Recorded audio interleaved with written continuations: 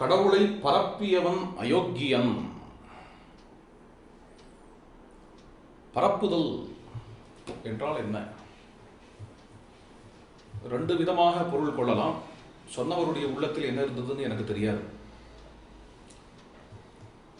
யூகம் சொன்னவர் உள்ளத்தில் இது ரெண்டும் இருந்திருக்கலாம், இரண்டில் ஒன்று இருந்திருக்கலாம் என்கிறது.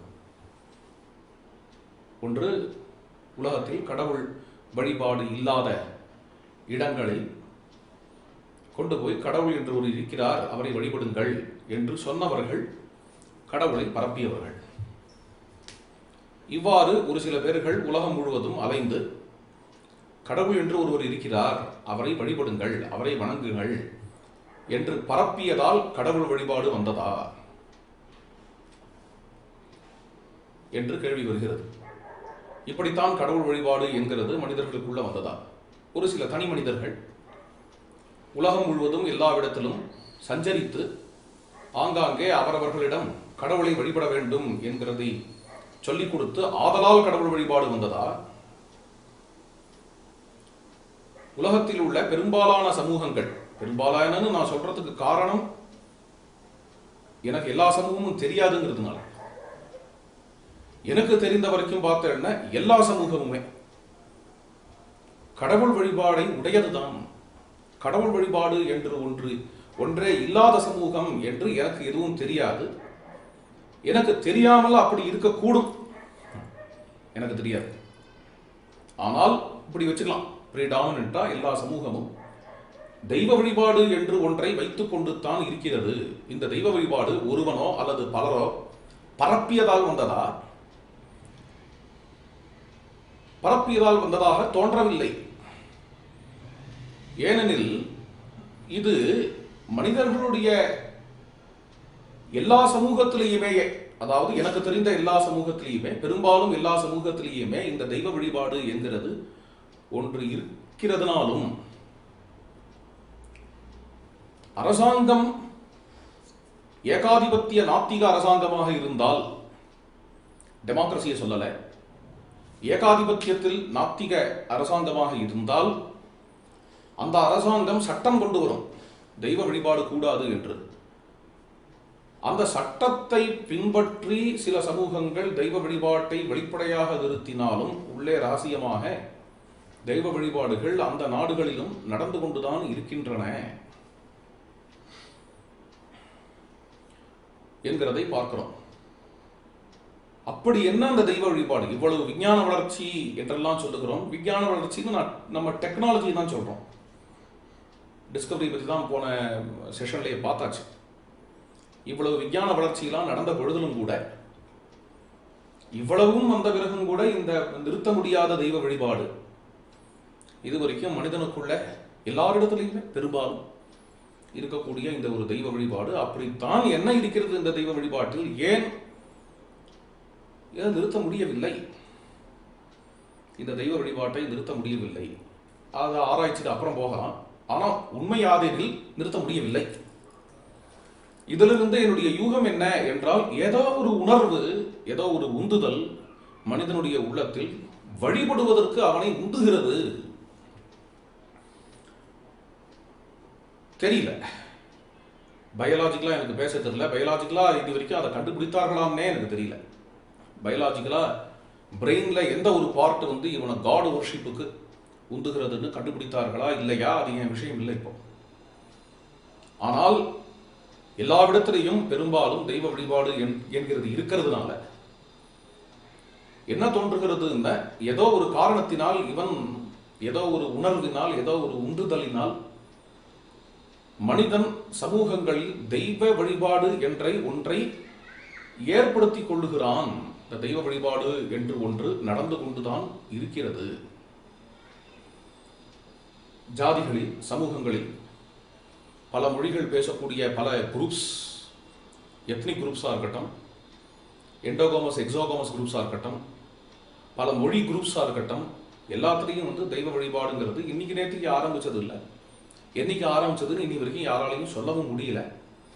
அது மாதிரியாக இந்த தெய்வ வழிபாடு என்று ஒன்று நடந்து கொண்டு வருவதனாலேயே சுலபமாக கண்டுபிடிக்க முடிகிற ஒரு விஷயம் என்ன, இந்த தெய்வ வழிபாட்டை சட்டவிரோதமா ஆக்கி நிறுத்தினாலும் இந்த தெய்வ வழிபாடு நிறுத்த முடியவில்லை, அந்தரங்கமா ஏதோ நடந்து கொண்டுதான் இருக்கிறது என்கிற விஷயத்தை பார்த்தாலும் என்ன தோன்றுகிறது என்றால், இந்த தெய்வ வழிபாடு என்கிறது இவனுடைய உணர்ச்சியில் உந்துதலில் இருக்கக்கூடிய ஒரு விஷயமாக இருக்கிறது.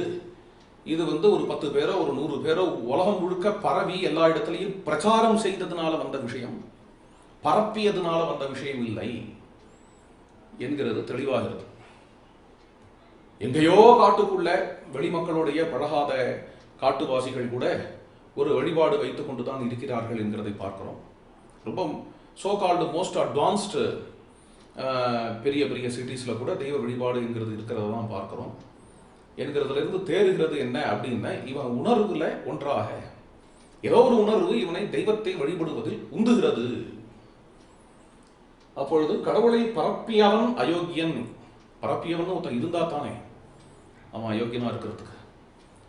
அதுவா இவனோட உணர்வே இவன் தெய்வத்தை வழிபடணும்னு உந்துகிறது. அதுக்கு ஏதோ ஒரு வடிவம் தேடுகிறான். அந்த வடிவத்தை பரப்பவன் இருக்கலாம், அல்லது இவனே அந்த ஒரு வடிவத்தை அவன் சூஸ் பண்ணியிருக்கலாம். அது வேற, அது வேற. ஆனால் கடவுளை பரப்பியவன் என்று ஒருத்தன் உண்டா என்று கேட்டால் அது மாதிரியா? கடவுள் கடவுள் சாப்பாடு தூக்கம் பிசிக்கல் நீடா எப்படி எங்க பார்த்தா சாப்பாட்டை பரப்பியவன் அயோக்கியன் சொல்ல முடியுமா? சாப்பாட்டை பரப்பியவன் அயோக்கியன் சொல்ல முடியாது. ஏதோ ஒன்று இவனை சாப்பிட வைக்கிறது. காமத்தை பரப்பியவன் அயோக்கியன். உலகம் முழுக்க எங்க பார்த்தாலும் காமம் இருக்குங்கிறத பார்த்துட்டு காமத்தை பரப்பியவன் அயோக்கியன். கோவப்படுறா, கோபத்தை பரப்பியது அயோக்கியன் அப்படின்னு சொல்ல முடியுமா? கோபத்தை ஊர் ஊரா போய் ஒருத்தர் பரப்புறாரா? ஏதோ ஒரு உந்துதல் இவனை கோபத்துக்கு ஆளாக்குறது, ஏதோ ஒரு உந்துதல் இவனை காமத்துக்கு ஆளாகிறது, ஏதோ ஒரு உந்துதல் இவனை அன்பிற்கு ஆளாக்குகிறது. உலகம் முழுக்க அன்பு இருக்கு பார்க்கிறோம் இல்லையா? அது மாதிரி ஏதோ ஒரு உந்துதல் இவனை கடவுளை வழிபட வைக்கிறது. எவனோ ஒருத்தன் பரப்பினாலோ பரப்பாத போனாலோ பெரும்பாலானோர் உலகத்தில் கடவுளை வழிபட்டுக் கொண்டுதான் இருக்கிறார்கள் இன்றைய தினம் வரைக்கும். அப்ப பரப்பியவன் அயோக்கியன் என்கிறது புரியாத விஷயமா இருக்கு. முதல் பாயிண்ட். இரண்டாவது பாயிண்ட், அது மாதிரியான அர்த்தத்துல நான் சொல்லல. ஆனால் பரப்பியவன் என்பதற்கு என்ன அர்த்தம்னா, கடவுள் புகழ் பாடுறவன்.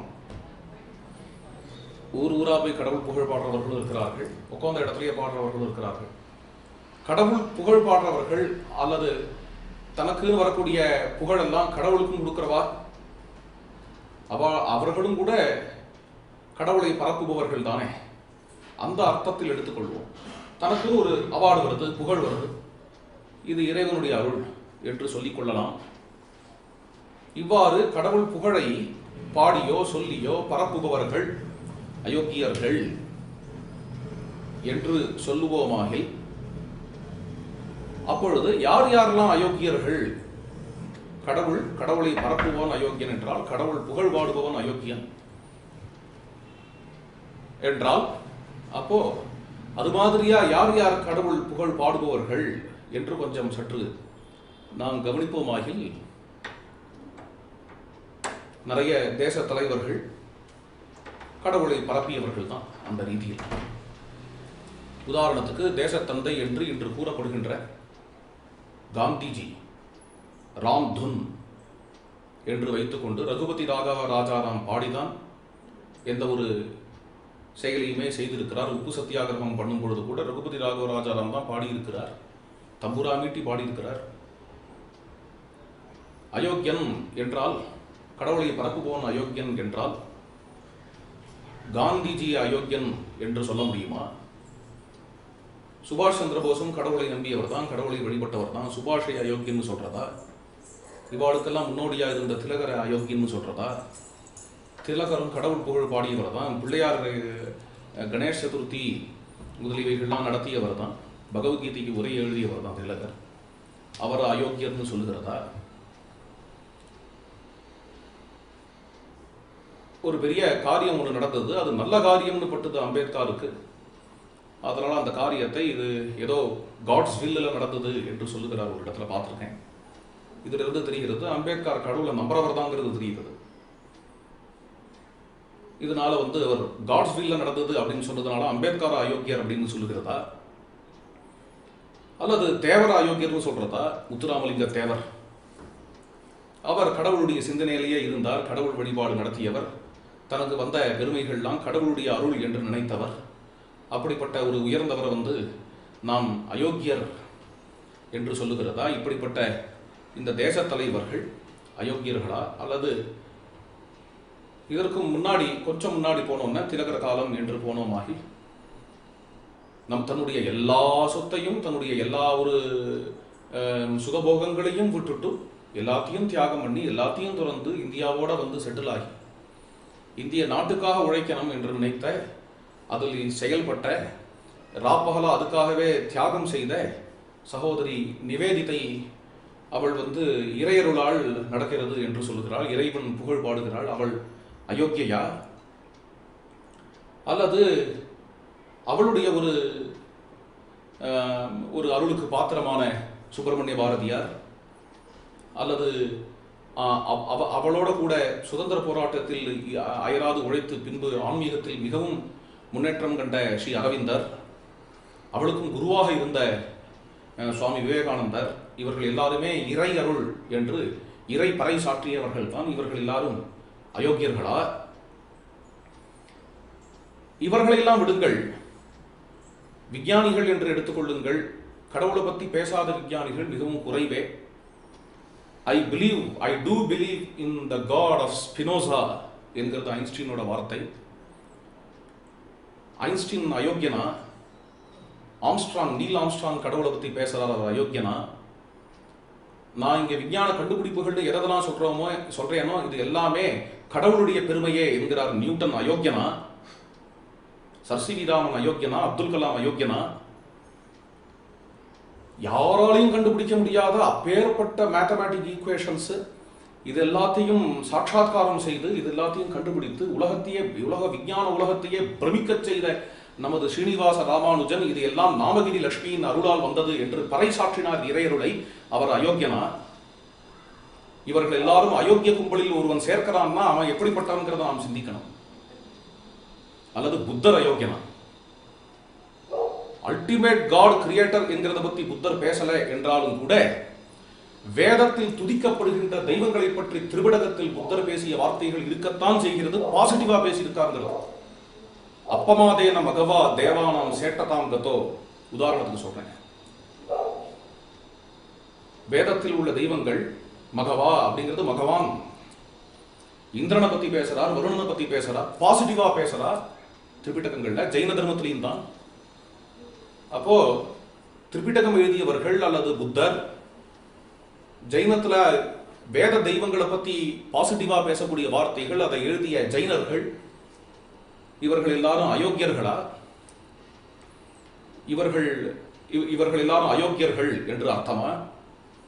இதுக்கு மேல கொஞ்சம் முன்னாடி இருந்த தேச தலைவர்கள் போவோம். விஞ்ஞானிகளை பத்தி பார்த்தோம், தற்போது இருந்த தேச தலைவர்களை பத்தி பார்த்தோம். கொஞ்சம் முன்னாடி போவோம். அயராத உழைத்து தேசத்துக்காக உயிரையே விடணும், எந்த விதமான சுயநலமும் இல்லாத வாழ்ந்த அம்மா ஜான்சி ராணி லட்சுமிபாய் அல்லது வேலுநாச்சியார், இவர்கள்லாம் இறை அருள், இறைவனை பறைசாற்றியவர்கள் என்கிறதுக்கு மறுப்பே கிடையாது இல்லையா? இந்த தாய்மார்கள்லாம் அயோக்கியர்களா? ஃபர்ஸ்ட் இண்டிபெண்டன்ஸ் வார் நடக்கும் பொழுது அதுல பங்கெடுத்த மங்கள் பாண்டே, தாந்தியா தோப்பே முதலியவர்கள் இவர்கள் எல்லாருமே வந்து இறைவனை வணங்கினவர்கள். இவர்கள் எல்லாருமே இறைவனுடைய நம்பிக்கை உடையவர்கள். இவர்கள் எல்லாரும் அயோக்கியர்களா? இதற்கெல்லாம் இருந்த மகாராஷ்டிரத்தில் பொற்காலத்தை கொண்டு வந்த வீர சிவாஜி, அவருடைய தந்தை, அவருடைய பிள்ளைகள் சத்ரபதி ராஜாராம், தாராபாய் முதலியவர்கள் எல்லாரும் அயோக்கியர்களா? இவர்கள் எல்லாருமே தனக்கு வந்த அத்தனை புகழையும் பகவானுக்கே என்று அர்ப்பணித்தவர்கள்.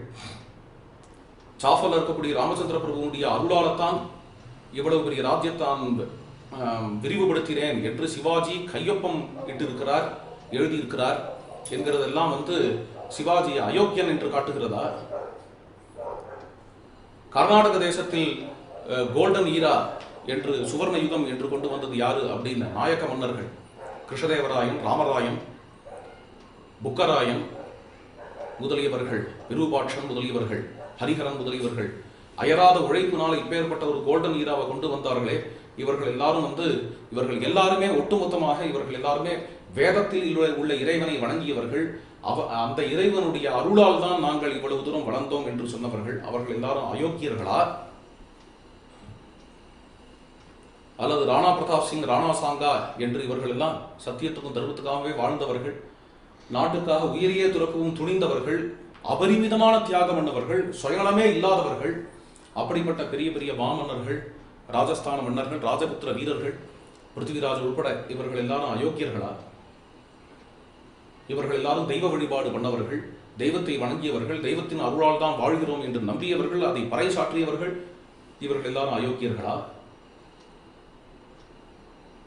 மிகப்பெரிய சித்தர்கள், வாடிய பயிர் கண்டு வாடுவேன் என்று சொன்னவர், யாம் பெற்ற இன்பம் இவ்வையகம் பெறவே என்று சொன்னவர், இதை தவிர வேற எதுவும் தெரியாது பராபரமே என்று சொன்னவர், இப்பேற்பட்ட மகான்கள் தாயுமானவ சுவாமியோ அல்லது ராமலிங்க அடிகளாரோ, இவர்கள்லாம் இறையருளை பறைசாற்றியவர்கள், இறை அருளை பரப்பியவர்கள். இவர்கள்லாம் அயோக்கியர்களா? விஞ்ஞானத்தை பற்றி பார்த்தோம், கலையுணர்வு எடுத்து பார்த்தோமாகில் இந்தியாவில் பெரும்பாலான இசை, இந்துஸ்தானியா இருக்கட்டும், கர்நாடகமாக இருக்கட்டும், தமிழ் இசையா இருக்கட்டும், இதில் இறை பக்தியினுடைய கான்ட்ரிபியூஷன் மிகவும் பெருசு. அதுல அது மாதிரியாக இறை அருளால பாடப்பெற்றவர்கள், பாடியவர்கள், இறை அருளில் முழுகி இறைவனை அனுபவித்து பாடியவர்கள். அவர்கள் தன்னுடைய பெருமையெல்லாம் இறைவனையே சேர்ந்ததாக நினைத்தார்கள். இறைவனுடைய அருளையே அவர்கள் உலகத்துக்கு எடுத்து சொன்னார்கள். அது மாதிரி இருந்த ஆழ்வார்கள், நாயன்மார்கள், கர்நாடக தேசத்தில் உள்ள தாசர்கள், புரந்தரதாசர், கனகதாசர், விஜயதாசர் முதலியவர்கள், ராஜஸ்தானத்தில் உள்ள மீராபாய், மகாராஷ்டிரத்தில் உள்ள நாமதேவர், துகாராமர் முதலியவர்கள், இவர்கள் எல்லாரும் அயோக்கியர்களா? இவர்கள் எல்லாரும் அயோக்கியர்களா? பெரிய பெரிய மாமன்னர்களை பத்தி சொல்லிட்டு போனோம். உலகத்துக்கே அயராத உழைச்சு நாட்டுக்காக அப்படி கான்ட்ரிபியூட் பண்ண மாமன்னர்களை பத்தி சொல்லிட்டு போனோம். அது மாதிரி மாமன்னர்களை இதுக்கு மேல பார்த்தோம் என்றால் புத்தர்களை எடுத்துக்கணும். நாட்டுக்கே, மொத்த இந்தியாவுக்கே அவர்கள் காலம்தான் பொற்காலம் என்று சொல்லுகிறார்கள். அப்பேற்பட்ட சமுத்திரகுப்தன், விக்ரமாதித்தன், இவர்கள் எல்லாரும் வைணவர்கள் என்று தெள்ளத் தெளிவாக தெரிகிறது. விஷ்ணுவை வழிபட்டவர்கள், சிவனையும் வழிபட்டவர்கள். அவர்கள் விஷ்ணுவனுடைய அருளால் தான் இப்பேற்பட்ட ஒரு சுவர்ண யுகத்தை கொண்டு வர முடிந்தது என்கிறதை அவர்கள் மனப்பூர்வமாக மனதால் நினைக்கிறவர்கள். இவர்கள்லாம் அயோக்கியர்களா? வைணவத்தை பறைசாற்ற வேண்டி இவர்கள் கட்டிய மிகப்பெரிய பிரம்மாண்டமான கோவில்கள், அந்த கோவில்களில் உள்ள சிற்ப நுட்பங்கள், சிற்ப வேலைப்பாடுகள், இவ்வளவு வறுக்க முடியாத பிரம்மாண்டமாக வானலாவில் இருக்கக்கூடிய கற்கோவில், யாரும் பார்த்து பிரமிக்கும்படியான கற்கோவில், அதில் இருக்கக்கூடிய அந்த சிற்பங்களில் இருக்கக்கூடிய விஞ்ஞான உண்மைகள், இதெல்லாம் அயோக்கியர்களால் ஏற்படுத்தப்பட்டவைகளா? இவை அனைத்தும் கலை, இசைக்கலையாக இருக்கட்டும், நாட்டிய கலையாக இருக்கட்டும், இது எல்லாத்திலையுமே இறை பக்தியினுடைய கான்ட்ரிபியூஷன் மிகவும் அதிகமாக இருக்கிறது என்கிறதை பார்க்கிறோம்.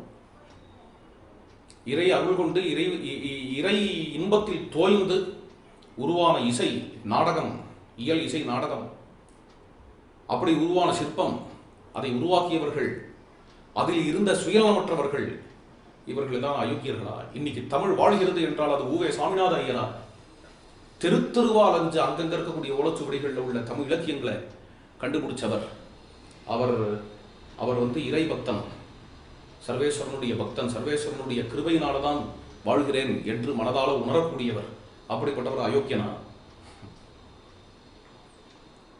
இதற்கெல்லாம் முன்னாடி நம்முடைய தமிழ் இலக்கியங்கள், சங்க இலக்கியங்கள், தமிழ் மாமன்னர்கள், ராஜராஜ சோழன், ராஜமகேந்திரன் முதலிய மாமன்னர்களாக இருக்கட்டும், அதற்கு முன்னாடி இருந்த சங்க தமிழுக்கே விதையாக இன்று அமைந்திருக்கக்கூடிய 10 பாட்டு 8 தொகை முதலிய இலக்கியங்கள் எல்லாத்தையும் நமக்கு எழுதி கொடுத்தவர்கள், நமக்கு தந்தவர்கள்.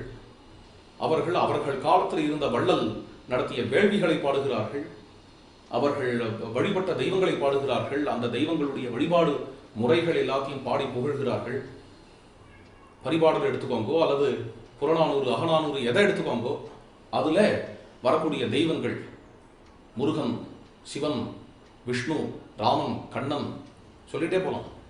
இது மாதிரியான தெய்வங்கள் எதெல்லாம் வருதோ அதை மனப்பூர்வமாக சங்க இலக்கியங்களில் உள்ள மக்கள் வழிபட்டு இருக்கிறார்கள். இந்த தெய்வங்களை திட்டியவர்கள், திட்டி பாட்டு எழுதியவா இந்த தெய்வங்களை, அதை இன்னைக்கு வெசவு பாடுகிறார்களே தமிழ்நாடு முழுக்க பல இடங்கள்ல கருப்பு எழுத்துல, அது மாதிரியா வெசவு பாடக்கூடியவர்கள் சங்க காலத்தில் இருந்திருக்கிறார்களா? மனப்பூர்வமாக அந்த தெய்வங்களை வணங்கி வாழ்த்தி அந்த தெய்வங்களை பின்பற்றுகிறோம் என்று சொல்லி வாழ்ந்த மக்கள், அந்த அறிஞர்கள், அந்த கவிதை படைத்தவர்கள், இவர்கள் எல்லாரும் அயோக்கியர்களா? இவ்வளவு பேர்களும் அயோக்கியர்கள், கடவுள் இல்லை என்று சொல்லக்கூடிய நான் மட்டும் யோக்கியன் என்று சொன்னவர் எப்படிப்பட்டவர் என்று நீங்கள் தான் சொல்ல வேண்டும்.